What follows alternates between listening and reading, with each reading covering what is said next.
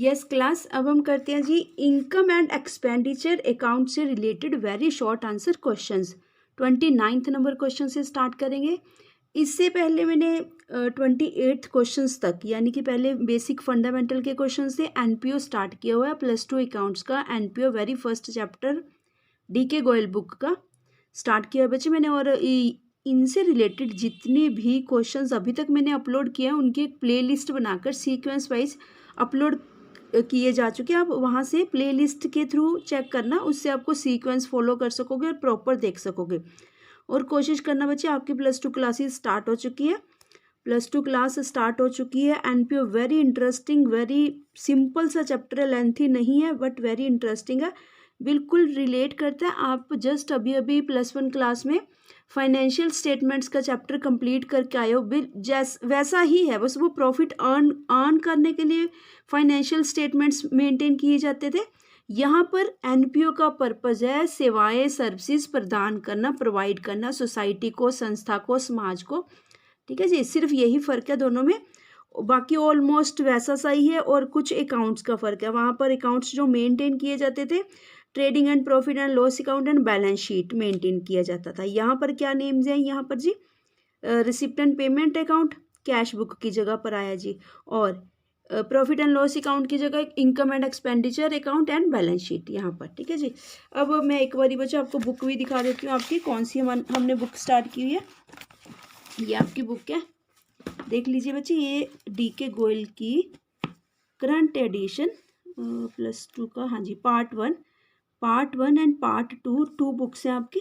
ये पार्ट 1 है, और जी आप एक बारी बच्चे इनके चैप्टर्स भी देख लीजिए, फिर आपको थोड़ा सा आइडिया रहेगा। वेरी इजी, आपने स्टार्टिंग से बहुत अच्छे से मेहनत करके चलना है। इसमें बोर्ड है आपका +2 का, और मार्क्स लेके जाने हैं खूब अच्छे से। ठीक है बच्चे, आपने देखिए फर्स्ट चैप्टर जो अभी हमने स्टार्ट किया हुआ है, कोशिश रहेगी सीक्वेंस वाइज सभी क्वेश्चन, सभी न्यूमेरिकल्स करवाए जाएं, कोशिश पूरी रहेगी बच्चे मेरी आपके लिए।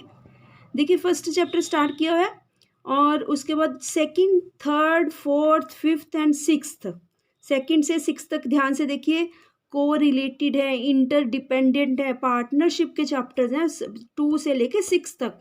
इनको बस जस्ट बारी बारी आप देखना कि क्या है। देखिए नेम से देखिए, second chapter accounting for partnership firm, सभी के सभी पार्टनर्स, मान लीजिए अगर आप बिजनेस कर रहे थे, +1 की बुक बात करती है सोल प्रोप्राइटर की, अकेला बंदा बिजनेस करता है, उसकी बात करती है जो +1 की बुक है बच्चे आपकी। +2 में आपकी बुक्स आ जाती हैं 2 बुक्स कह लीजिए या 3 बुक्स कह लीजिए। HBSC ने 2 बुक्स डिवाइडेशन किया हुआ है, जो CBSE है उसकी 3 बुक्स हैं। उन्होंने प्रोजेक्ट वर्क की अलग से लगा रखी है, और यानी कि प्रोजेक्ट वर्क भी लगा लीजिए, और फाइनेंशियल स्टेटमेंट्स भी उनका अलग से। फाइनेंशियल स्टेटमेंट्स उनका क्या आता है, cash flow and accounting ratio. ठीक है जी, और फाइनेंशियल स्टेटमेंट्स के चैप्टर्स भी हैं। कंपनीज की बात कर रही हूँ मैं, जो थर्ड बुक है। मैं फिर से रिपीट करती हूँ बच्चे, +1 की बुक का मीनिंग है सोल प्रोप्राइटर, जब अकेला बंदा बिजनेस करता है। +2 में 2 बुक्स हैं, जो मेन 2 बुक्स हैं। +2 की पहली बुक बात करती है पार्टनरशिप की, जो कि मेरे हाथ में है। ठीक है, ये पूरी की पूरी पार्टनरशिप की बात करेगी। Second, third, fourth, fifth, sixth chapter partnership firm से रिगार्डिंग है। जो आपकी नेक्स्ट बुक है यानी कि सेकंड पार्ट है +2 का, वो बच्चे बात करती है कंपनी की, याद रखना। फिर हम सारी बात करेंगे शेयर्स की, डिवेंचर्स की, अकाउंटिंग रेशोज की, कैश फ्लो स्टेटमेंट्स की। और जी फाइनेंशियल स्टेटमेंट्स कंपनी के केस में कैसे बनाई जाती है।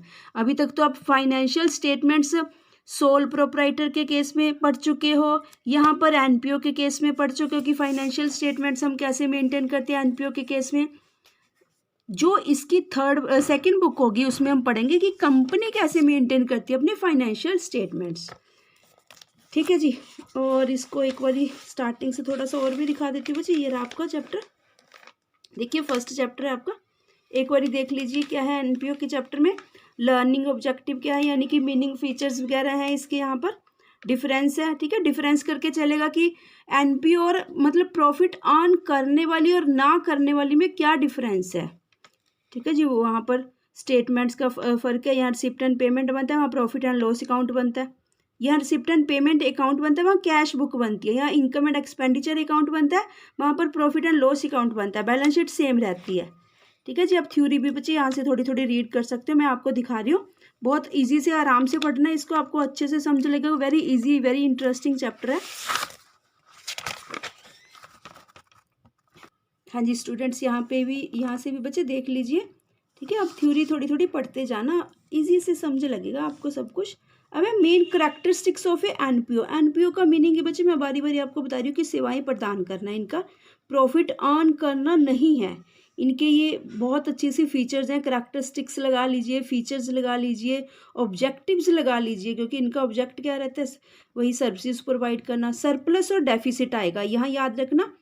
फाइनेंशियल स्टेटमेंट्स में क्लास 11th में प्रॉफिट एंड लॉस आता था हमारे पास, जब हम फाइनेंशियल स्टेटमेंट्स मेंटेन करते थे। यहाँ पर प्रॉफिट के प्लेस पे क्या आएगा, सरप्लस, और लॉस की जगह क्या आएगा जी, डेफिसिट। ठीक है जी, याद रखना। सरप्लस को और क्या बोल देते हैं, ये excess of income over expenditure, या फिर डेफिसिट को क्या बोल देते हैं, ये excess of expenditure over income, यानी कि ज़्यादा खर्चे हो गए। नेक्स्ट है जी डिस्टिंक्शन बिटवीन एनपीओ एंड, मतलब NPO and profit earning organisations, दोनों में क्या प्राइमरी मोटिव क्या है, यहाँ से भी देख लीजिए बच्चे। बस इसी से आप रीडिंग करते रहना, थ्योरी की थ्योरी रीड करोगे आपका बेस सॉलिड रहेगा, क्योंकि जो लॉन्ग क्वेश्चंस हैं वो आप फॉलो नहीं कर पाओगे इजी से अगर थ्योरी नहीं पढ़ते, बस ये बात का ध्यान रखना। चलिए जी, सरप्लस वर्सेस प्रॉफिट बताएगा, ठीक है, कि हम वहाँ क्या यूज़ करते थे, यहाँ पर क्या वर्ड यूज़ किए जाते हैं, नेट प्रॉफिट, नेट लॉस, या सरप्लस और डेफिसिट। ये तीन मेरी मेजर अपनी स्टेटमेंट्स बनती है बच्चे एनपीओ के केसेस में, याद रखना, ठीक है जी। ये कैश बुक की जगह है, प्रॉफिट एंड लॉस अकाउंट की प्लेस पे है, और बैलेंस शीट तो सेम रहती है।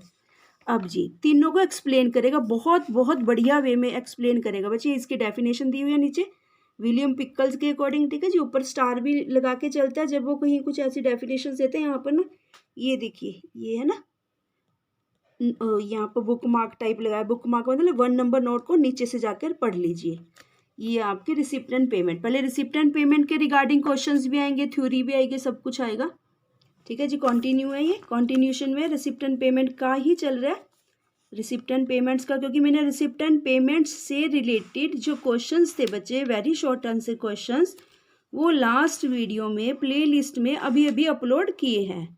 तो काइंडली आप बच्चे, ये थ्योरी फुल फ्लैज्ड थ्योरी है, यहाँ से थ्योरी रीड करना, कोशिश करना, फिर आप अपने very short answer questions ready करके रखना, सो दैट कि हम अगेन से फिर से एमसीक्यू क्वेश्चंस भी करवाने हैं मैंने आपको, लॉन्ग क्वेश्चंस भी करवाने हैं, और जी ट्रू फॉल्स हैं, मैचिंग है, मैचअप्स हैं, सब कुछ कोशिश रहेगी बहुत अच्छे से आपका ये चैप्टर रेडी हो जाए। क्योंकि अगर कोई CA CS ICW करना चाहता है, उन सभी के लिए बेनिफिशियल है, क्योंकि एनपीओ जो चैप्टर है CA फाउंडेशन के कोर्स में भी रहता है, ठीक है जी। Receipt and payment and cash book में डिफरेंस आ गया जी, ये भी। अब यहाँ से भी देख लीजिए क्या मेजर डिफरेंस है।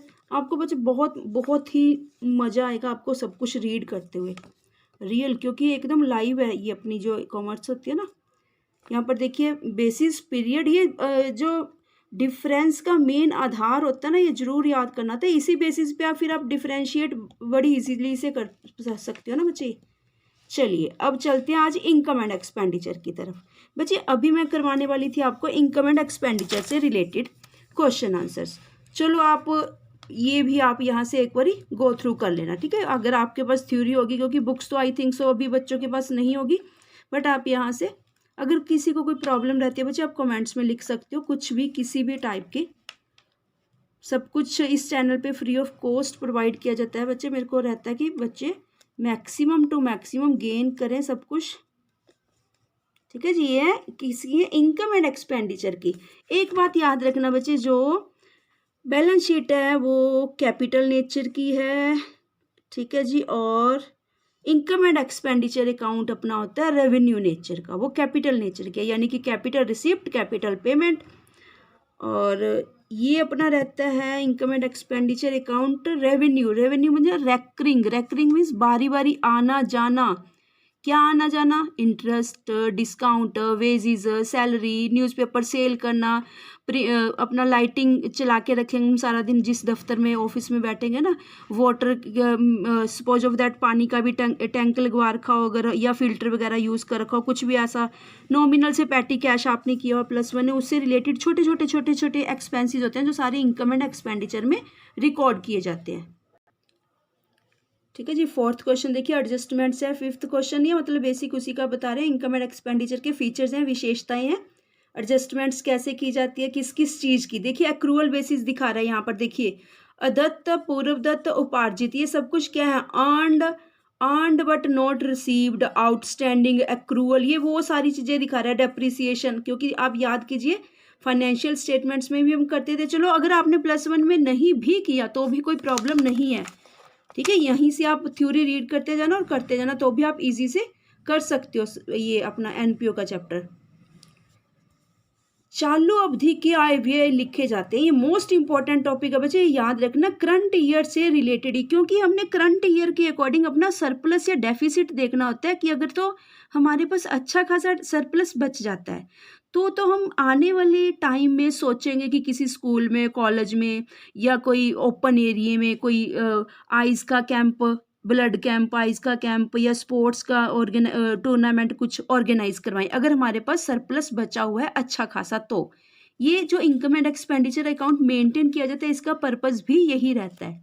अगर नहीं सरप्लस हमारे पास बचा रहता तो हम 2-3 ईयर्स और मेहनत करते हैं, इधर उधर से कोशिश करते हैं कि कहीं as a charity, as a donation कुछ हमें कलेक्ट हो जाए, अपनी रिसिप्ट बुक उठाकर जाते हैं इधर उधर अपने सोशल नेटवर्क के थ्रू, सोशल नेटवर्किंग जो भी हमारी डिजिटल कम्युनिटी होती है या फिर सोशल नेटवर्क होता है उनसे कलेक्ट करते हैं कि अगर हाँ भी कोई रिनाउंड पर्सनस हैं या कोई दे सकता है दान तो दे दे, ठीक है, उस वे में हम कलेक्ट करते हैं। फिर उसके बाद जब हमारे पास फिर से प्रॉफिट इकट्ठा हो जाता है फिर हम सोचते हैं कि चलो भाई अब हम कोई टूर्नामेंट ऑर्गेनाइज कराते हैं, ऑलमोस्ट फ्री ऑफ कॉस्ट ही रहता है, नॉमिनल सा, मतलब बच्चों से तो कुछ नहीं लिया जाता, बहुत नॉमिनल सी फीस लगा सकते हैं, जैसे स्पोर्ट्स का अगर टूर्नामेंट ऑर्गेनाइज होता है कि बच्चों से चलो थोड़ी सी फीस चार्ज कर ली जाए।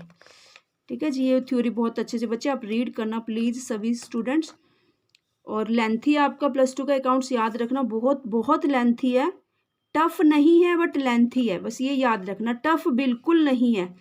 +1 में तो बहुत सारे चैप्टर्स थे, ऑलमोस्ट 27 चैप्टर्स थे +1 में, यहाँ पर इतने चैप्टर्स नहीं हैं, यहाँ पर तो ऑलमोस्ट 12 या 13 चैप्टर हैं दोनों बुक्स के मिला के। 6-7 चैप्टर्स फर्स्ट बुक में है और जी जो सेकंड बुक है उसमें भी आपका है 3 + 3 6-7 चैप्टर्स टोटल उसमें है, टोटल 12 या 13 बस समथिंग इतने ही है। ठीक है बच्चे, ये थ्योरी देखो पढ़ते जाना, कहीं पर प्रॉब्लम आती है तो कमेंट्स में आप डिस्कस कर सकते हो। ठीक है जी, बैलेंस शीट वही रहती है, सेम एज इट इज ही रहती है, बस यहाँ थोड़ा सा ध्यान रखना है कि किस वे में कौन सी आइटम्स आएंगी। यहाँ पर जैसे सब्सक्रिप्शन रहती है आउटस्टैंडिंग या एडवांस में, वो यहाँ पर उसकी एंट्री आनी ही आनी है। चलिए बच्चे 1.8 नंबर पेज पे हम पहुँच चुके हैं, ऑलमोस्ट मैंने आपको सारा दिखा दिया बच्चे जो थ्योरी का चैप्टर्स है। अभी हम इलस्ट्रेशंस पे पहुँचने वाले हैं। ठीक है जी, इस लेक्चर में चलो कंप्लीट हो गया अब आपका, फिर अब हम अपने वापस चलेंगे जो इनकम एंड एक्सपेंडिचर अकाउंट्स के हमने वेरी शॉर्ट आंसर क्वेश्चंस करने थे। जो इलस्ट्रेशन नंबर 1 है, मैं 1 जब हम प्रैक्टिकल का क्वेश्चन नंबर फर्स्ट करेंगे तो उसके साथ मैं आपको बच्चे कोशिश करूँगी कि दिखा पाऊँ, कई बार मैं भूल जाती हूँ तो इसलिए रह जाता है, अदरवाइज़ मेरी कोशिश रहती है कि आप सभी को एकदम क्लियर फिगर में दिखा पाऊँ, यहाँ से ब्लर ना हो और एकदम से क्लियर आपको पता लगे। ठीक है जी, फर्स्ट क्वेश्चन है, वेरी छोटे छोटे से क्वेश्चन है, अभी तो जस्ट पहले तो वो आपको एकदम आइटम से फैमिलियर करवाएगा कि कैसी कैसी आइटम्स होती हैं, जैसे आप देखोगे कि ये प्रिंटिंग क्या है, सरप्लस क्या है, डेफिसिट क्या है, लोकर्स रेंट कहाँ से आ गया, क्यों है, कैसे है, ठीक है, ऐसी ऐसी आइटम्स आएंगी। चलिए जी, ये आ जाता है, अब ये है मेन आइटम्स जो आप कभी नहीं सुनी होगी आपने, पर आपको यहाँ पर बहुत इनके बारे में थॉरोली लर्न करना पड़ेगा, रीड करना पड़ेगा, समझना पड़ेगा, रट्टाफिकेशन कुछ नहीं चलेगा, प्रैक्टिकली चलेंगे। याद कर लेना कि जैसे क्लब वगैरह ओपन हुए होते हैं, तो वहाँ पर क्या सीन रहता है, अगर मेंबर बनते हैं कैसे एंट्री होती है, वही वाला सारा सिस्टम है यहाँ पर।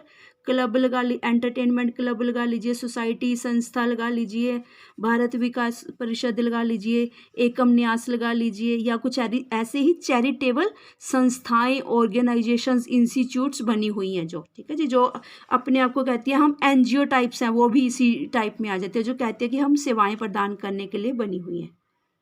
ठीक है जी बच्चे, ये भी एक बारी देख लिए एंडोमेंट फंड। ठीक है जी, एंडोमेंट फंड, क्योंकि ये बीच में आएगा क्वेश्चंस के। यहाँ तक हमारा चलो हो गया सारा कुछ। ठीक है, सेकंड नंबर इलस्ट्रेशन से फिर मैं दिखाऊंगी आपको। अब वापस हम चलते हैं अपने इनकम एंड एक्सपेंडिचर के वेरी शॉर्ट क्वेश्चंस पे। हाँ जी, देखिए इनकम एंड एक्सपेंडिचर अकाउंट से रिलेटेड सारे ये वेरी शॉर्ट क्वेश्चंस है। क्वेश्चन नंबर 29 रीड करते हैं। Name the account in which expenses and income of a NPO are shown in a summarised form at the end of the year. याद कीजिए, जब अभी अभी हमने लास्ट पेजेस में रिसिप्ट एंड पेमेंट का किया, उन्होंने यही सब कुछ वहां पर क्या पूछा था। यहाँ तो कह रहे हैं कि एक्सपेंसेस एंड इनकम को रिकॉर्ड करने के लिए हम क्या यूज करते हैं, तो हमने ये बोल दिया। अभी अभी पीछे लास्ट क्वेश्चन पढ़ा था, वहां उन्होंने लिखा था कैश रिसिप्ट और पेमेंट की, कैश को समरी फॉर्म में रिकॉर्ड करने के लिए हम कौन सा अकाउंट यूज करते हैं, तब हमने कहा था receipt and payment account. Relate करके करोगे आपको बहुत अच्छा रहेगा और लर्न हो जाएंगे जल्दी से।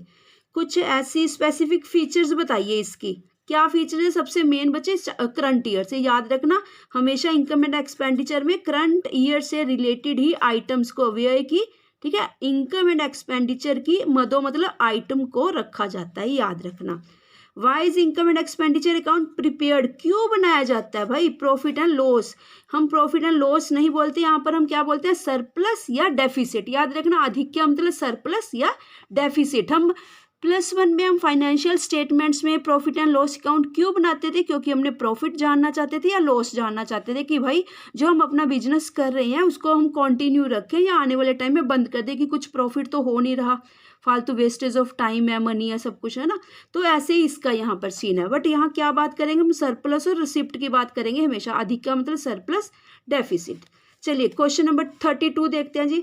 Bye whom and income and expenditure account, ये किसके द्वारा बनाया जाता है बच्चे। ये थ्योरी में भी गिवन है और हमने बिल्कुल स्टार्टिंग के क्वेश्चंस में भी पढ़ा था कि कौन बनाया जाता है, संस्था, कोई स्पेशल बंदा। ये रख सकते हैं अगर बहुत अच्छे स्केल पे इनका सब कुछ चल रहा है, ठीक है, रख सकते हैं, कोई हार्ड एंड फास्ट रूल नहीं है कि नहीं रखना, रख सकते हैं। बट कौन बनाता है, खुद ही मेंटेन करते हैं, इसे लाभ न कमाने वाली संस्थाओं द्वारा। यानी कि ये जो ऑर्गेनाइजेशन है, संस्था है, खुद ही तैयार करती है, कोई भी बंदा इलेक्ट कर लेते हैं।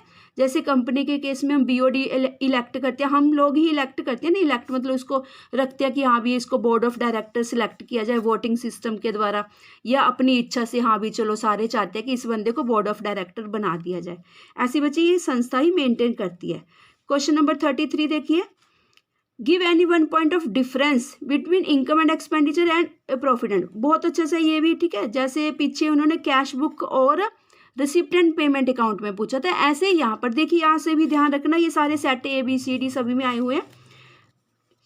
आय व्यय खाता एवं लाभ हानि खाते में कोई एक अंतर बताइए सिर्फ। बच्चे इनको ना जो जो चीज पूछने, पूरे क्वेश्चन को अंडरलाइन मत किया करो, जो जो चीज है। देखिए क्या किसके बारे में बात हो रही है, इनकम एंड एक्सपेंडिचर अकाउंट में किसके साथ डिफरेंशिएट करने को कह रहा है, प्रॉफिट एंड लॉस, उसको अंडरलाइन करके फिर लर्न करो, पूरे को मत किया करो, फिर उससे पता नहीं लगता कि क्या पूछ रहा था। और जब हमने पेपर के टाइम रीड करके जाना होता है, फटाफट से टाइम वेस्ट होता है अगर पूरा ही अंडरलाइन कर रखा हो। कुछ अंडरलाइन करके रखा करो, सो दैट कि फटाफट with in fraction of time सारे के सारे चैप्टर रिवाइज कर सको। रिवीजन बहुत कंपलसरी है, याद रखना हमेशा। चलो जी, इसमें क्या पूछ रहा है, income and expenditure and profit and loss में क्या डिफरेंस है। आय व्यय खाता उन संस्थाओं द्वारा बनाया जाता है जिनका उद्देश्य सेवा करना न है, ठीक है, सेवा करना है, न कि लाभ कमाना है। ये एनपीओ की बात कर रहा है, यानी कि इनकम एंड एक्सपेंडिचर की। बस मेजर डिफरेंस ये है, प्रॉफिट एंड लॉस अकाउंट कौन बनाते हैं, जिनका उद्देश्य क्या है, लाभ कमाना है, ठीक है जी, यानी कि सोल प्रोप्राइटर हो गया या पार्टनरशिप फर्म होगी, वो भी प्रॉफिट एंड लॉस अकाउंट बनाते हैं, याद रखना, ठीक है। सोल प्रोप्राइटर भी बनाता है, सभी बनाते हैं, कंपनी भी बनाती है profit and loss. But profit and loss account जो कंपनी है ना, company profit and loss account, उसके अकाउंट का नेम नहीं होता। कंपनी के केस में इसका नेम होता है statement of profit and loss. Account word हट जाता है जब कंपनी का केस होता है।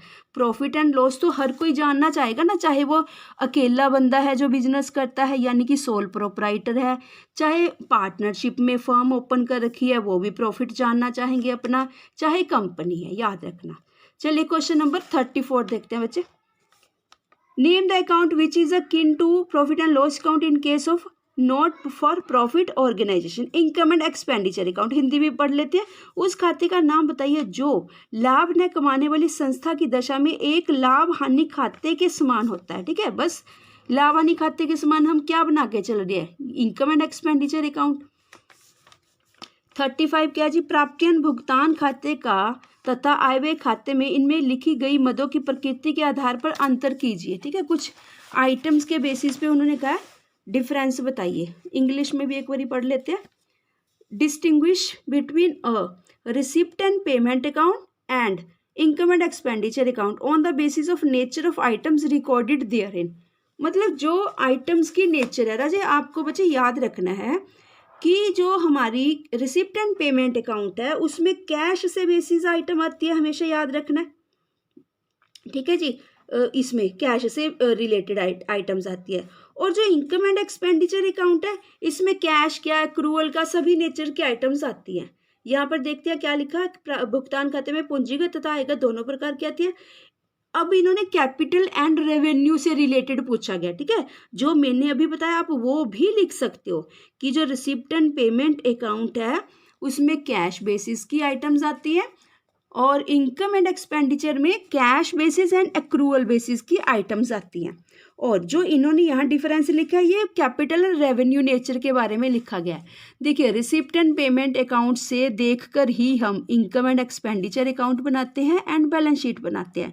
इनकम एंड एक्सपेंडिचर अकाउंट हमारा ये जो पूंजीगत आयगत इनकम एंड एक्सपेंडिचर हमारा आयगत यानी कि रेवेन्यू टाइप का है, यानी कि बारी बारी रैकरिंग आता जाता रहता है कुछ ना कुछ। ठीक है जी, उस नेचर का है। जो बैलेंस शीट है वो कैपिटल नेचर की है, मोटे टर्म के लिए, लॉन्ग टर्म के लिए और beyond the limit of 1 year कुछ भी खरीदा जाता है। मशीनरी है, हमें पता है कि मशीनरी 1 साल थोड़ी ना, मतलब 1 साल से ज़्यादा ही चलेगी ना, 5 ईयर 10 ईयर 15 ईयर्स। ठीक है जी, उसको कैपिटल नेचर की पूंजीगत आइटम्स बोला जाता है, यानी कि वो बैलेंस शीट में रिकॉर्ड की जाती है।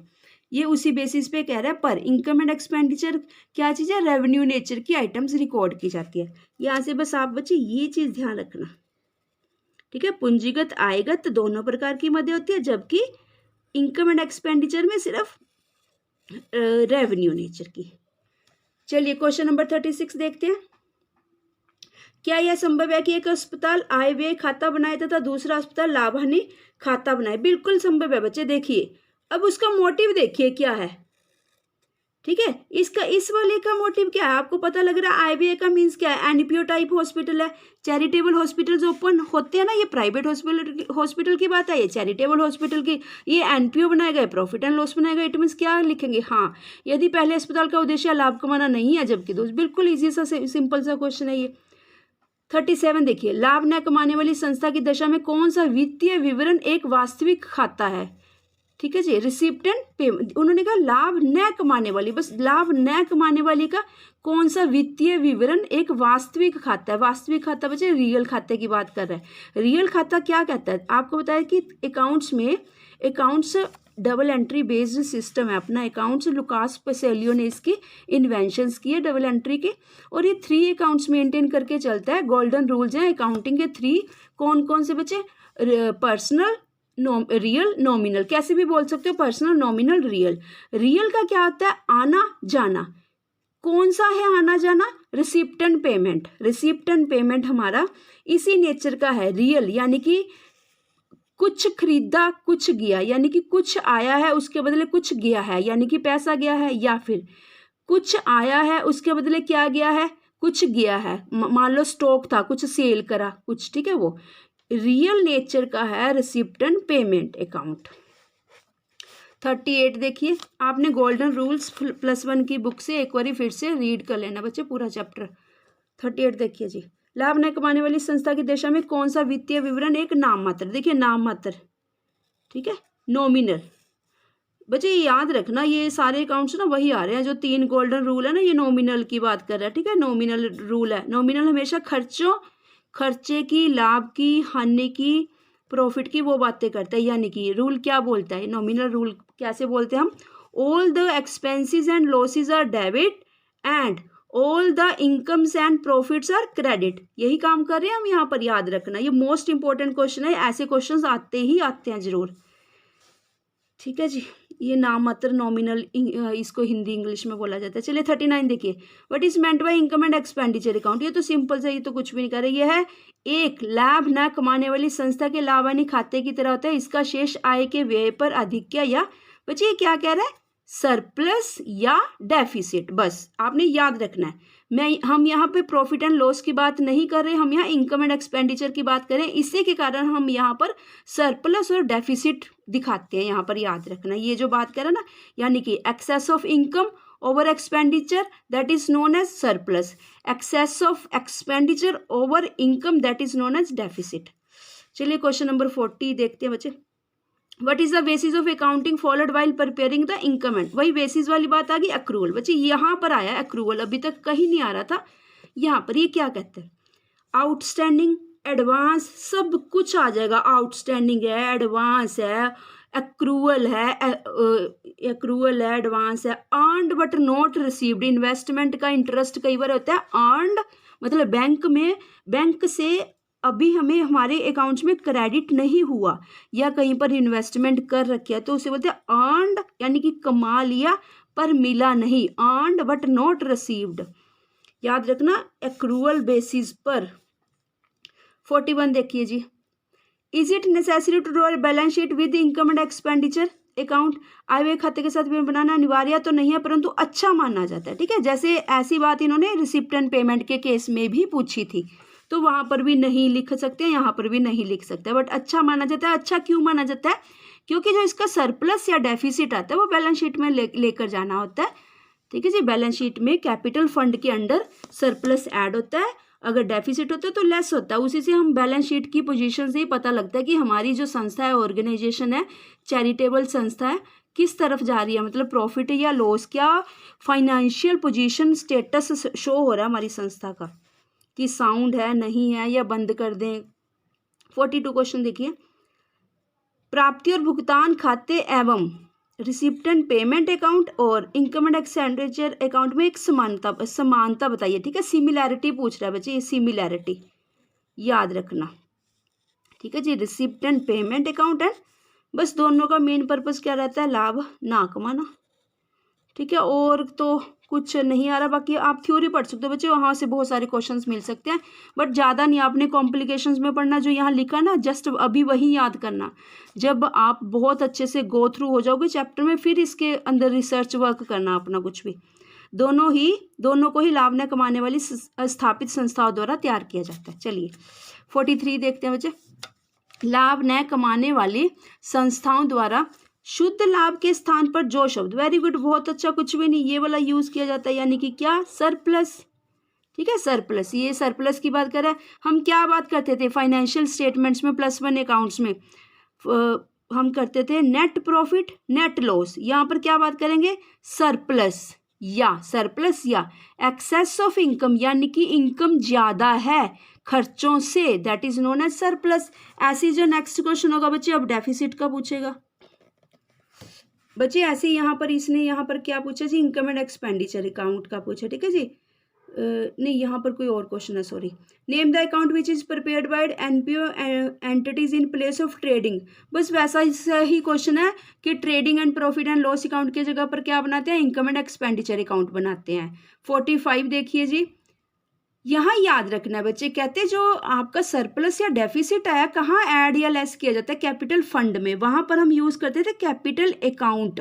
पार्टनरशिप में, सोल में या फिर कंपनीज के केस में कैपिटल वर्ड यूज किया जाता है, यहाँ पर कैपिटल फंड। 46 देखिए, लाभ न कमाने वाली संस्था की दशा में कैपिटल एवं रेवेन्यू प्राप्तियां संक्षिप्त रूप में कहाँ लिखी जाती हैं, यानी कि पूंजीगत और आयगत कहाँ लिखी जाती है, आपको पता है ये पूंजीगत, ये सारी, क्योंकि जो रिसिप्ट एंड पेमेंट अकाउंट है मिक्सचर होता है, ठीक है, दोनों टाइप की आइटम्स होती हैं। अभी हमने लास्ट क्वेश्चन रीड किया था, प्राप्ति और भुगतान खाते के डेबिट पक्ष में। ये प्राप्तियों की बात कर रहा है बेसिकली एक्चुअली, ठीक है। प्राप्तियां तो डेबिट पक्ष में ही आएंगे ना, अगर पेमेंट होती तो क्रेडिट पक्ष में चली जाती, ठीक है जी। ये पूछ लिया। 46 और 47 सिमिलर है, याद रखना बच्चे, ठीक है। वो डेबिट साइड की बात करें कि रिसिप्ट को कहाँ लिखा जाता है, डेबिट साइड में। ये पेमेंट की बात पूछ रहा है। पेमेंट को तो ऑब्वियस बात है बच्चे, कैश बुक की क्रेडिट साइड क्या कहती थी, पेमेंट साइड। ऐसे ही रिसिप्ट एंड पेमेंट साइड की क्रेडिट साइड क्या कहती है, पेमेंट साइड। पेमेंट यानी कि रिसिप्ट एंड पेमेंट में क्या आता है, कैपिटल और रेवेन्यू नेचर का सब कुछ आता है। लंबे और छोटे समय के लिए जो भी खर्च या आय होती है सब आता है।